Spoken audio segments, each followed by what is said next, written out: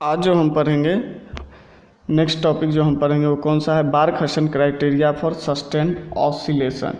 यानी कि जब हम सिग्नल को क्या करते हैं, एम्पलीफाई करते हैं या कुछ भी सिग्नल को अगर एक जगह से दूसरे जगह भेजते हैं तो हमारा सिग्नल क्या होता है, ऑक्सीलेशन करता है। ऑक्सीलेशन मतलब एक डिजायर्ड फ्रीक्वेंसी में डिजायर्ड टाइम पीरियड या एम्पलीट्यूड में वो ऑक्सीलेशन नहीं कर पाता है। उसी के बारे में हम स्टडी करने वाले हैं।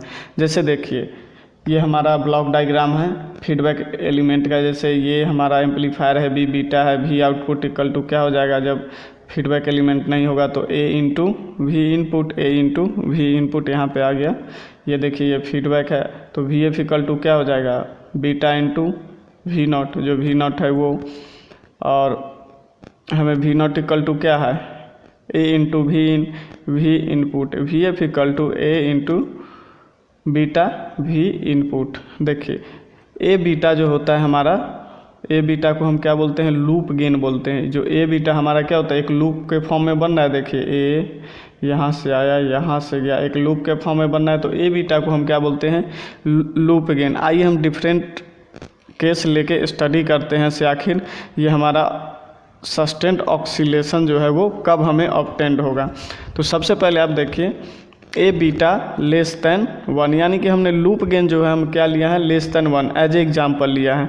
मान लीजिए ए बीटा जो लूप गेन है हमने लिया 0.99 और भी इनपुट हम दे रहे हैं 2 वोल्ट। तो हमारा फीडबैक जो वोल्टेज है वो कितना आएगा, 0.99 इंटू 2 यानी कि 1.98 वोल्ट, 1.98 वोल्ट। जब इसका हम आउटपुट वेवफॉर्म निकालते हैं तो क्या होता है, पहले इसका हाई एम्पलीट्यूड, फिर ये क्या होता है, ऑक्सीलेशन हो रहा है, ऐसे करके जाके फिर जाके ये अपना सेटल्ड हो रहा है। तो ये हमारा क्या हो गया, डैम्प्ड, इसको बोलते हैं डैम्प्ड साइनोसोडियल सिग्नल, यानी कि एक हमारा कांस्टेंट फॉर्म में जो हमें आउटपुट है वो नहीं मिल रहा है। तो इसको हम क्या बोलेंगे, डैम्प्ड साइनोसोडियल सिग्नल। अब केस 2 में हमने क्या किया, लूप गेन ग्रेटर देन 1 ले लिया, यानी कि ए बीटा की वैल्यू जो है हम ग्रेटर देन 1 ले लिए। ए बीटा की वैल्यू ग्रेटर देन 1, तो ग्रेटर देन 1 मतलब हम ले लिए 1, लेट से ए बीटा इक्वल टू 1.18 और भी इनपुट हमने 2 वोल्ट ही दिया।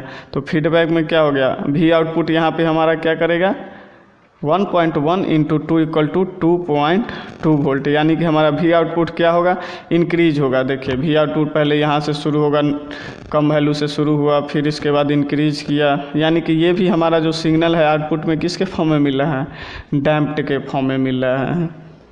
यानी कि पहले थोड़ा सा एम्पलीट्यूड है, फिर बढ़ते गया, फिर बढ़ते गया, फिर बढ़ते गया, उसके बाद जाके हमारा ये जो सिग्नल होगा वो क्या होगा, एक स्टेबल में आएगा। लेकिन हमें तो चाहिए क्या से एक बार हम इनपुट दें और उसी समय से हमें एक स्टेबल आउटपुट मिले।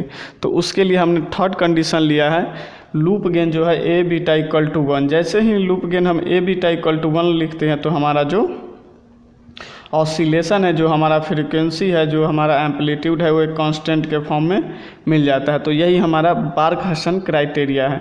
आइए बार्क-हासन क्राइटेरिया के बारे में अब हम पढ़ेंगे। क्या है बार्क-हासन क्राइटेरिया। बार्क-हासन एक वैज्ञानिक का नाम था। उन्होंने एक क्राइटेरिया दिया था कि कब हमारा जो सिग्नल होगा वो सस्टेन्ड के फॉर्म में होगा। सस्टेन्ड मतलब एक कांस्टेंट एम्पलीट्यूड के फॉर्म में होगा। तो सबसे पहले देखिए एक हम ब्लॉक लिए हैं जिसमें कि हमारा जो एम्पलीफायर है जिसका कि फेज शिफ्ट स्मॉल ए है, और इस सिग्नल में हम as a input x angle 0, phase angle 0 पे हम प्रोवाइड कर रहे हैं, और आउटपुट हमें क्या मिलेगा, इसका मल्टीप्लाई करके तो ए इंटू कैपिटल ए जो हमारा है वो एम्पलीफायर है, इंटू एक्स जो हमारा है वो इनपुट सिग्नल है, एंगल ए हमारा जो क्या है, फेज शिफ्ट जो हम प्रोवाइड करते हैं वो है फेज शिफ्ट। अब देखिए यही जो हमारा फीडबैक, इसको हम 2 अलग अलग नेटवर्क में तोड़ दिए हैं, यानी कि फीडबैक। तो आउटपुट जो होगा उस वही तो हमारा फीडबैक का क्या होता है, इनपुट होता है। तो इनपुट क्या हो जाएगा, input equal to A x angle A, input यहाँ से क्या दिए, ए एक्स एंगल ए, तो आउटपुट क्या आ जाएगा, आउटपुट आ जाएगा ये, इसको मल्टीप्लाई कर देगा, यानी कि x A beta A B, इसको हम बी यहाँ पे लिए हैं, आप बी समझिए, ए बी एंगल क्या हो जाएगा, एंगल क्या हो जाएगा, ये ए प्लस बीटा ऐड हो जाएगा। अब देखिए basically A and B network are function of frequency. A and B network जो है किसका फंक्शन है? फ्रीक्वेंसी का function. Therefore gain and phase shift, देखिए basically A and B network are function of frequency, therefore gain and phase shift provided by this network depends upon frequency. यानी कि जो हमारा वो जो बोला है गेन ए बीटा गेन और जो फेज शिफ्ट है ए और बीटा, जो फेज शिफ्ट ए और बीटा ये किस पे डिपेंड करेगा? यानी कि फ्रीक्वेंसी पे डिपेंड करेगा। क्या फेज शिफ्ट होगा, क्या इसका ए बी का वैल्यू होगा, तो वो किस पे डिपेंड करेगा? हमारा फेज शिफ्ट पे डिपेंड करेगा। अब देखिए नेक्स्ट पॉइंट में बार्कहसन क्राइटेरिया में नेक्स्ट पॉइंट में जो था क्या था? In above figure shows that A network provides gain A, यानी कि ए नेटवर्क कौन सा गेन कर रहा है? A, and introduce phase shift A, और जो ए नेटवर्क है जो कितना फेज शिफ्ट प्रोवाइड कर रहा है? A, and B network provides gain B and phase shift introduce small B, और जो हमारा फेज शिफ्ट है वो कितना कर रहा है? मान लीजिए बी या बीटा मान लीजिए। अब देखिए therefore the output of beta network is x A beta angle A plus beta. A plus कितना है? बीटा हो गया, इसको हम बीटा लिख लेते हैं। Therefore output of beta network is x A beta angle A plus A beta. For making it equal to original signal x the condition would be as follow. यानी कि देखिए हमारा जो इसमें हमको बताया क्या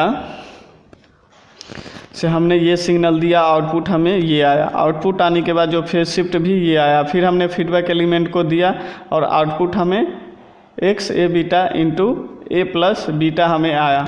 अब बोला ये सिग्नल जो हम अप्लाई करेंगे सेम सिग्नल हमें बैक कैसे मिलेगा? यानी कि इनपुट जो हम शुरू में एक्स अप्लाई किए थे वो हमारा सेम सिग्नल कैसे मिलेगा? तो उसके लिए हमारे बार्कहसन क्राइटेरिया को देखेंगे। बार्कहसन ने हम एक क्राइटेरिया दिया, वो क्या दिए देखिए। For making it equal to original signal x the condition would be as follow. यानी कि ओरिजिनल सिग्नल हमें कैसे आएगा? तो लूप गेन बोले इक्वल टू 1 कर दो, यानी कि लूप गेन कितना है?